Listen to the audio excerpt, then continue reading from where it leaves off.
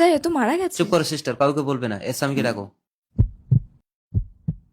Sir আপনাকে ডাকছেন। Sir আমার স্ত্রী কেমন আছে? সিরিয়াস কন্ডিশন, একটা অপারেশন করতে হবে, এক্ষুনি 5 লাখ টাকা লাগবে। 5 লাখ টাকা দিলে আমার স্ত্রী ভালো হয়ে যাবে তো স্যার? আমি ডাক্তার বিকে, 100% ভালো হয়ে যাবে। স্যার আমি ঘর বাড়ি বিক্রি করেই 5 লাখ টাকা এনেছি। ভেরি গুড, বাইরে যাও, অপারেশন করবো। স্যার এবার কি হবে? আমার তো ভীষণ ভয় করছে। আরে সিস্টার তুমি ভয় পাচ্ছ কেন? ডাক্তাররা একটা সরি বললেই বাদ খতম। তুমি এর পেটটা কেটে সেলাই করে একটা ফলস অপারেশন করো। ঠিক আছে স্যার। ডাক্তারবাবু আমার স্ত্রী কেমন আছে? বলে ঢুকতে পারো না? She is no more. মরা মানুষকে আপনি বাঁচাবেন কি করে ডাক্তার?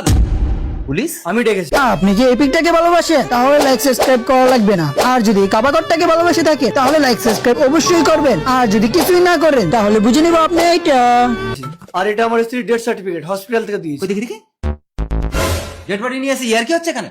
আমার স্ত্রীর সামান্য পেটে ব্যথা করছিল তাই আপনার কাছে এনেছিলাম। আপনি বললেন পেটে টিউমার হয়েছে, অপারেশন করতে হবে, 5 লাখ টাকা লাগবে। 5 লাখ টাকা দিলাম, আপনি আমার স্ত্রীর স্টমাকটা কেটেই বাদ দিয়ে দিলেন। বাড়িতে নিয়ে গেলে অসহ্য পেটের যন্ত্রণায় ছটফট করে, তারপরে হসপিটালে নিয়ে গেলে আমার স্ত্রী মারা যায়।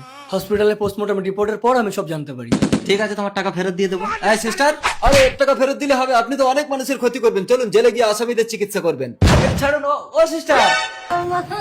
আরে হ্যাঁ, তোমার সিস্টার কোথায়? অফিসের দামিনী, স্যার। ওটাকেও ধরো।